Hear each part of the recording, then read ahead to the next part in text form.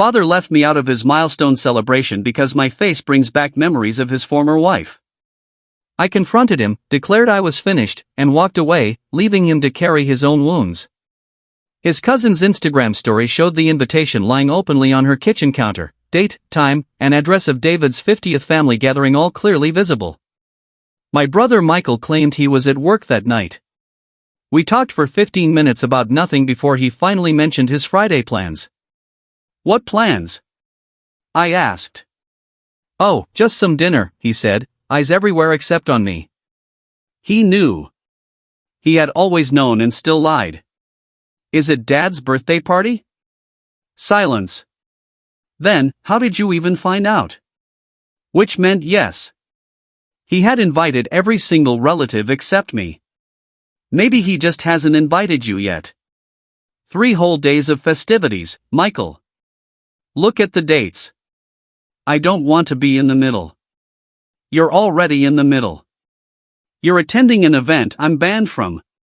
He exhaled heavily. What do you expect me to do? Not attend. Or at least ask him why his own daughter isn't welcome. You already know why. Of course everyone knew why. I look like Mom. Same dark hair, same green eyes, same small nose. Every morning the mirror throws her face back at me, the woman who shattered our home. I drove to Dad's house on Thursday. He was in the garage fiddling with things that didn't need fixing, his lifelong escape. "Hey, Dad." The moment he saw me his jaw tightened, the same reluctant look he gave unpaid bills. "What are you doing here? Can't a daughter visit her father?" "I'm busy," he muttered and turned back to his workbench. "Are you throwing a party tomorrow night?" His shoulders locked. "Who told you? Does it matter? Why wasn't I invited?" He spun around, eyes cold. "You know exactly why." "No, I don't. Because every time I see you I see her. Same eyes, same nose, same deceitful mouth. Mom had an affair when I was 10. Michael was 12. She moved to Arizona with the other guy and started a new family. We never heard from her again. I am not her. I'm your daughter," I said. I stayed. I chose you. Doesn't change anything. You look like her, talk like her, even hold yourself like her. That's not something I can help. I don't care whose fault it is. I can't have you there. Not on my 50th. Not with the whole family watching and remembering what she did. But Michael looks like her too. We're siblings, we share the same mother. Michael looks like me. Acts like me. You're nothing but her, every movement, every smile, every single thing. He went back to his tools. "Please go." "Dad, I've shown up every Father's Day, every Christmas, even when you barely spoke to me." I said leave. I sat in my car for an hour before driving home. Pizza, Netflix, and silence were my big Friday plans while everyone else celebrated. Michael sent photos from the party. Everyone was there. Relatives I hadn't seen in years. Granny had flown in from Florida, she almost never travels. Every picture stung, Michael with cousins, Granny laughing, group shots full of people who share my blood but apparently not my invitation. My face was the wrong one, so I stayed home alone. Michael rang Sunday morning. "It felt strange without you there." "Really? Yet you still went. You still picked his side." "There are no sides. He's our father. Apparently I'm only the walking reminder of his ex-wife." "That's harsh." "Harsh? He banned me from a family event because of my DNA. Tell me what part of that is fair." Long silence. Finally Michael admitted Dad had carried this pain for 10 years. "So have I. The difference is I never punished a child for it." I went back to the house Monday. This time I didn't knock, I still had a key. He was at the kitchen table sorting birthday cards he'd probably never thank anyone for. "Get out," he said without looking up. No, I sat opposite him. "You need to listen. She hurt all of us. I lost my mother, Michael. Lost his father figure for a while, and you lost your wife. But sitting right here is the daughter who never left. The worst part? I kept coming back, hoping one day you'd see me instead of her. I'm done chasing love that should be unconditional. Michael can have you all to himself. The room started spinning. A strange smile pulled at my lips. Then everything went black. I woke on the kitchen tiles with David's terrified face hovering above me, hands shaking on my shoulders. Sirens were getting louder outside. He had dialed 911 while I was unconscious. Paramedics burst through the door seconds later, a short blonde woman and a bearded man carrying heavy bags. David stumbled back to give them space, looking ghostly pale.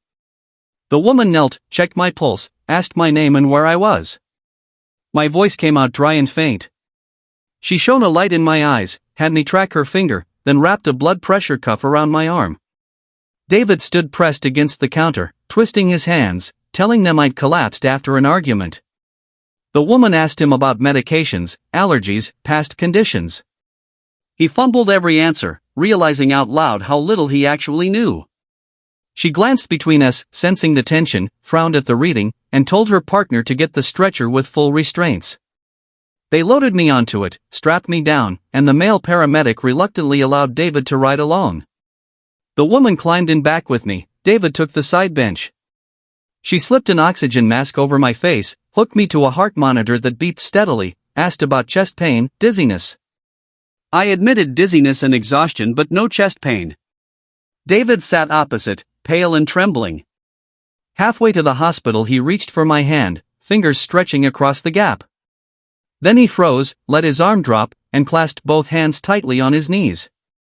We didn't speak while the ambulance rocked and the siren screamed. They wheeled me through automatic doors into a bright hallway that smelled of antiseptic and industrial cleaner. A nurse transferred me to a bay bed behind curtains. David trailed behind looking completely lost. Dr. Harrison arrived, tall, gray-haired, kind eyes behind glasses. He reviewed the paramedic notes, examined me thoroughly, asked about the fall, recent meals, hydration, stress levels. He kept glancing between David and me, waiting for the other shoe to drop.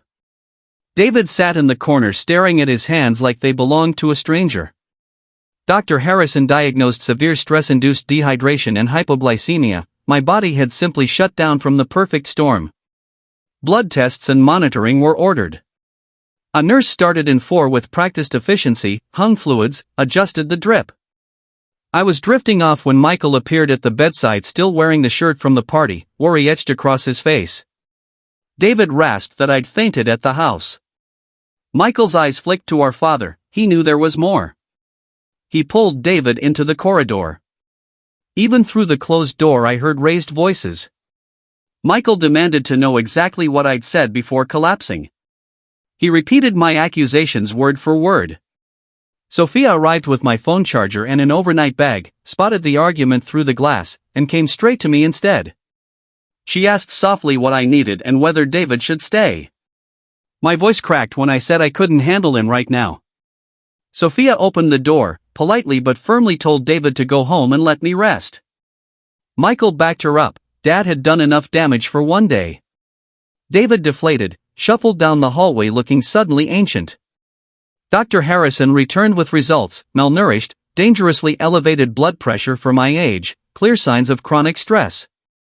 He asked directly if I felt safe at home and whether the family conflict that landed me here was ongoing. Telling him about the party and being excluded because I resemble my mother broke something open. His professional mask slipped, compassion took its place. He strongly recommended follow-up with my primary doctor and a therapist. My collapse was my body screaming that I couldn't keep going like this. Michael knelt beside the bed, took my hand, face full of regret for not confronting Dad years earlier. Sophia rested a steady hand on my shoulder. Then Karen, David's own mother, stormed in still wearing her party dress, fury I'd never seen aimed at her son. She grabbed my other hand, apologized for staying silent while David mistreated me. She admitted she'd watched the rejection for years and done nothing, making her complicit. She told us she had confronted David at the party in front of everyone, demanding to know why his daughter wasn't invited to a family celebration. David apparently repeated that "you look like her" excuse. Karen called it the most disgusting thing he'd ever said. Half the room stopped to listen. Aunts and cousins froze. David turned crimson and tried to walk away. Karen followed. After she explained the full situation, several relatives texted me worried apologies. Many had felt the wrongness but ate cake anyway. Karen announced she was extending her hotel stay, whether David liked it or not, until he faced what he'd done. Around 5:30 p.m. Dr. Harrison brought discharge papers and another serious talk: rest, proper food, follow-up in 2 days, therapy referrals. He handed me a stress management pamphlet I barely glanced at. The nurse removed the 4. Sophia insisted I stay at Michael's instead of alone. Karen declared this matter far from over. Hospital policy forced a wheelchair to the door. Michael pulled the car up. The evening air felt sharp against my skin. I was still in the clothes I'd collapsed in. Michael's small one-bedroom had a worn couch and tiny kitchen. He hovered, asking every 5 minutes what I wanted to eat, how I felt, if I needed anything. Sophia dashed to my apartment, texted herself the door code, and returned in 15 minutes. With clothes, toiletries, charger, everything. Michael ordered Thai. My stomach protested but I managed pad Thai. We ate in heavy silence. Michael apologized for going to the party, for not refusing to attend in solidarity. He admitted he'd been terrified of losing Dad completely if he took my side. Cowardly, he called it. I didn't disagree. Sophia took the couch that first night, Michael the floor in a sleeping bag, me in the bedroom, no discussion. We talked until the early hours, every overlooked honor roll, every ignored milestone, graduation day when Dad took one stiff photo of me and 40 of Michael.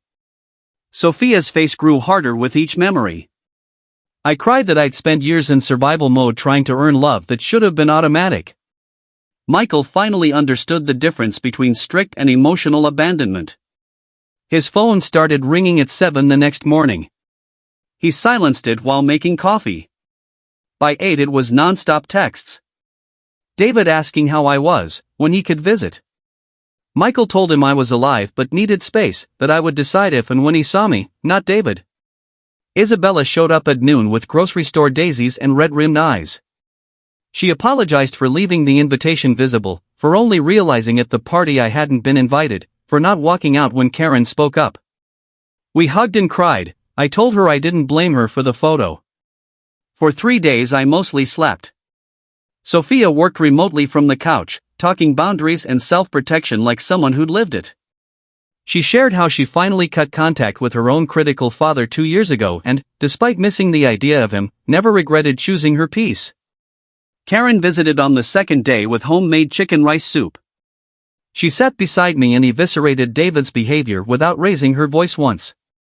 She regretted every year she watched him treat me like a ghost and said nothing, thinking he needs time to heal. She had been in therapy herself, working through guilt for enabling him. She declared she was done shielding David from consequences. He would apologize and get help, or their relationship would change. She meant it. Friday morning Michael drove me to my follow-up. More referrals, more warnings that my body wouldn't tolerate this level of stress much longer. And that's where things stand, resting on my brother's lumpy couch, surrounded by people finally choosing to see me, while the man who should have loved me unconditionally waits to find out if the daughter he pushed away is willing to let him back in. The follow-up doctor studies my hospital chart closely, asking pointed questions about sleep, eating habits, and the weight I've been carrying inside. She doesn't sugarcoat anything, and I'm grateful. She diagnoses chronic stress syndrome and warns that if I don't make radical changes, my heart, digestive system, and immune system will start breaking down permanently. She tears a sheet off her prescription pad and writes the name and number of a therapist who specializes in family trauma. She also orders me to take 2 full weeks off work for recovery. I walk out holding the slip of paper, half relieved, half terrified to tell my manager. Michael drives me home in silence. We talk about the doctor's blunt warning: the stress David has poured into me is literally poisoning my body. 2 days later Michael helps me move Sophia's things out of his apartment and back into mine. When I open my refrigerator, I find it completely stocked, every item covered in bright sticky notes in Sophia's handwriting. "You're stronger than you know" on the orange juice, "one day at a time" on the yogurt, "proud of you" on the milk. She has left pre-made salads, sandwiches, and frozen dinners. There are more notes tucked in the silverware drawer, on the bathroom mirror, stuck to my laptop screen. Michael sets my bag in the bedroom, asks 4 times if I'm really okay, then finally leaves. The apartment goes quiet and my chest caves in. I sit at the kitchen table eating crackers and crying for no clear reason. For the next 2 days tears come without warning, while I'm pulling on socks, flipping channels, brushing my teeth. I'm mourning a father who has been alive and 15 minutes away for 10 years. This grief is worse than death. Death would have been random cruelty. This was deliberate. Sophia checks in every night by video and drops off more groceries even though my fridge is bursting. She lets me sob into the phone, hands me virtual tissues, and keeps repeating that grief this big is normal when you finally let yourself feel it. 2 days after I'm home, I have my first appointment with Dr. Peterson. Plain brick building, tiny parking lot. I sit in my car for 10 full minutes before I can make my legs walk inside. Stepping through that door feels like admitting I'm broken. The waiting room has uncomfortable chairs, outdated magazines nobody touches, and a white noise machine that makes everything feel muffled and lonely at the same time. Dr. Peterson appears quickly, a calm 50-something woman with silver-streaked hair and eyes that don't pity, just see.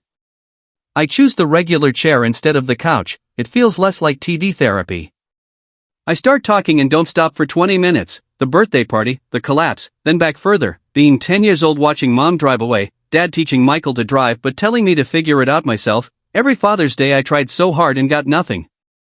Dr. Peterson never interrupts, she just takes notes and watches me like she's reading the subtext. When the hour is almost up, she asks quietly, "What do you actually want from your relationship with your father going forward?"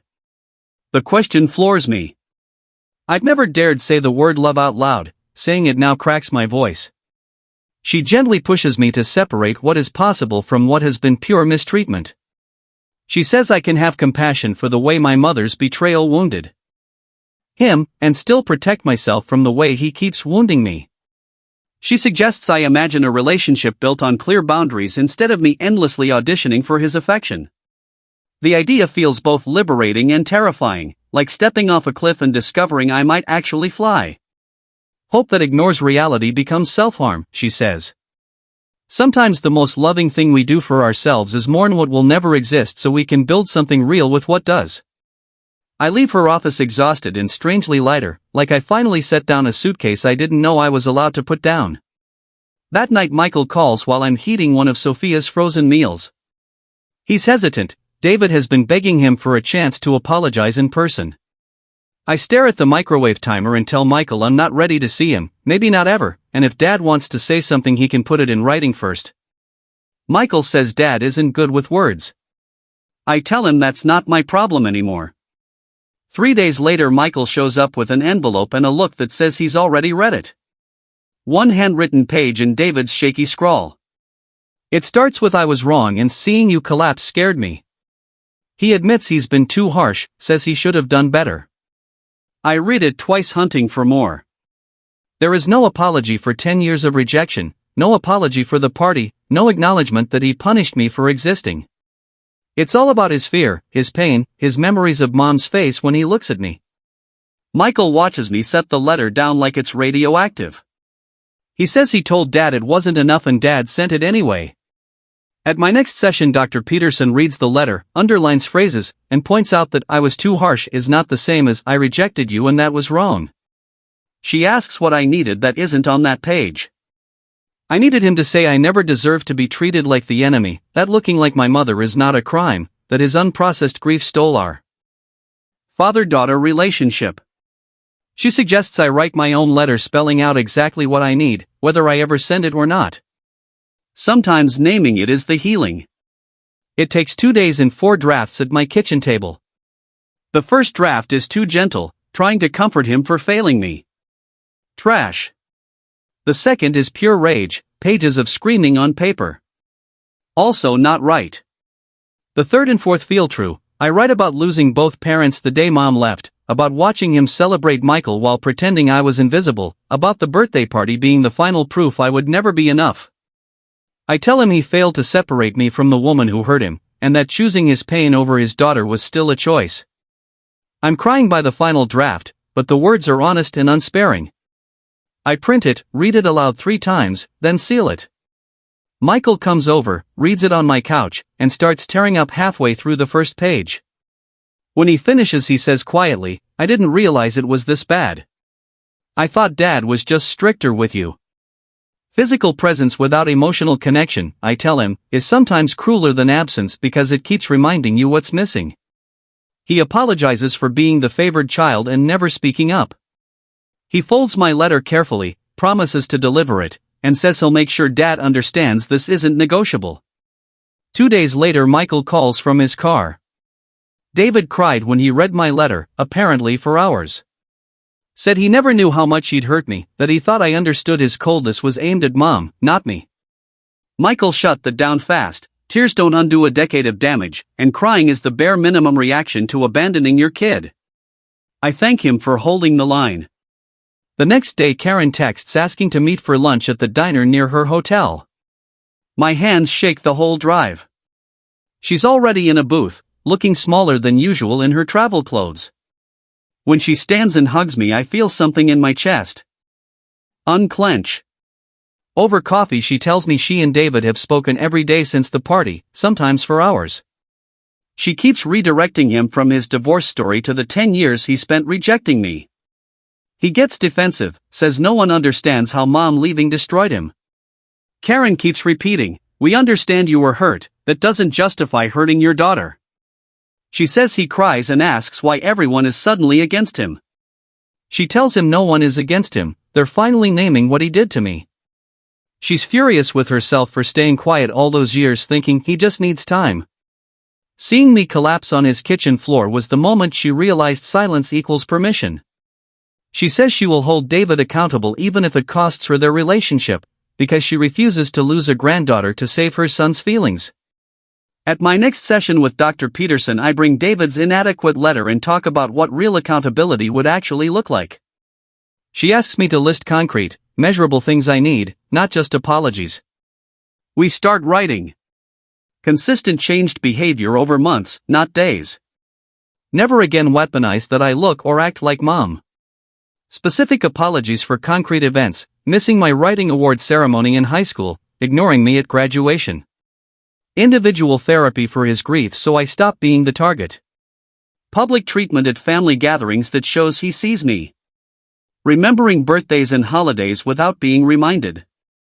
Dr. Peterson warns me that some people are incapable of the depth of work required. Many start strong, then backslide when it gets hard. The healthiest thing I can do is decide my boundaries and enforce them, even if that means permanent distance. That weekend, Sophia comes over with her laptop and helps me turn the list into a clear, 2-page document. Reading it aloud, she says quietly, "You're not asking him to be perfect. You're asking him to be minimally decent. If he can't do that, he doesn't deserve you." Michael delivers the list that night. An hour later he calls. David read it twice in silence, then asked if any of it was negotiable. Michael told him no, these are the entry requirements to even be in the same room as me. David asked what he could do right now to prove he's serious. Michael told him to book a therapist tomorrow and stop negotiating deadlines for basic humanity. David pushed back on a couple of items, saying they felt too strict. Michael shut it down. 10 years of rejection is strict, my list is just decency. 2 weeks after my collapse, I returned to work. My manager already knows I was hospitalized for family stress-related issues. She tells me to ease in and ask for whatever accommodations I need. My co-workers notice immediately that something in me has shifted. I'm quieter, but steadier. I tell a few close ones that I ended up in the ER after a final blowout with my dad. They offer support without prying.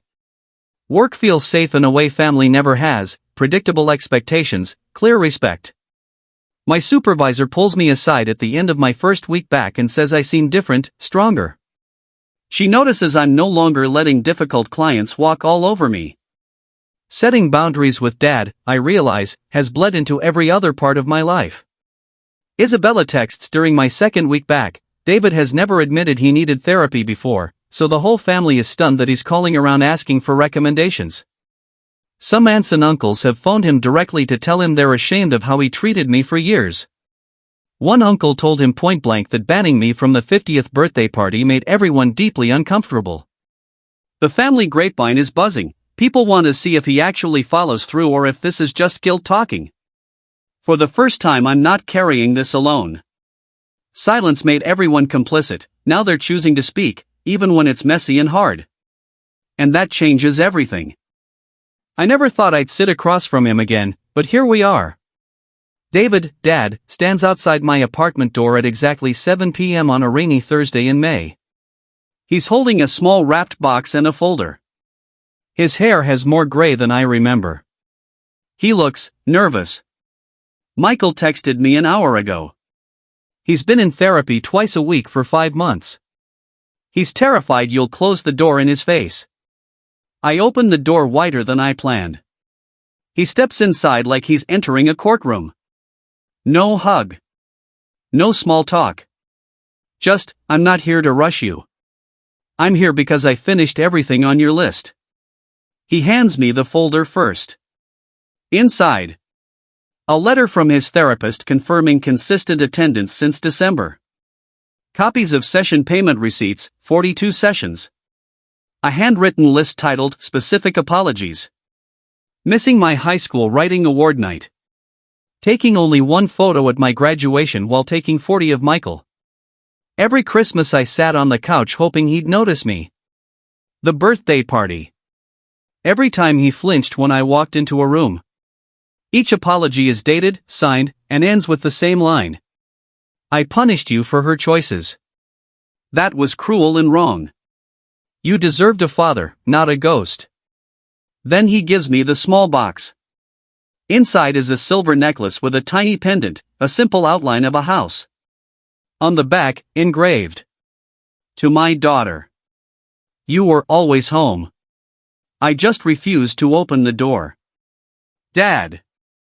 I hate that my eyes fill up. He doesn't move closer. He keeps the exact 3 feet of distance I asked for in the boundary document. I'm not asking for forgiveness tonight, he says, voice shaking. I'm asking for the chance to earn the right to sit at the same table as you again. One supervised coffee. One holiday. One birthday at a time. If you ever say stop, I stop. No questions. Silence stretches between us. I think of Dr. Peterson's warning, some people do the work. Most don't. Watch actions, not promises. I look at the folder again. 42 sessions. Every receipt. Every apology written out like homework he actually did. I exhale. One coffee. Next Saturday. Public place. Michael comes too. You get 1 hour. That's it. His shoulders drop with relief so heavy I almost feel sorry for him. Thank you, he whispers. I'll be early. He turns to leave, then stops. One more thing. He pulls a small envelope from his pocket and places it on my entry table. This is for your 27th birthday next month. Invitation is inside. Everyone's coming, Granny, Karen, the cousins. You pick the restaurant. You pick the guest list. You can even uninvite me if you want. It's your day. He walks out before I can answer. I open the envelope after the door closes. It's a blank invitation card. No date, no location filled in yet. Just my name and his handwriting across the top. To my daughter, on her 27th birthday. You deserved this 10 years ago. I'm sorry it took me this long to grow up. Underneath, in smaller letters. Whatever you decide, I'll respect it. I just needed you to know the seat at the head of the table has always been yours. I cry in my hallway for 20 minutes. Not because everything is magically fixed, it isn't. But because for the first time in 10 years, he finally saw me. The story isn't over. It's just, for the first time, no longer only about his pain. It's about mine too. And maybe, just maybe, about both of us learning how to carry it together. One coffee at a time. Don't forget to like, subscribe, and hit that bell icon so you never miss a twist. Stay tuned to Reddit Tales Times for your daily dose of drama, laughs, and unbelievable stories.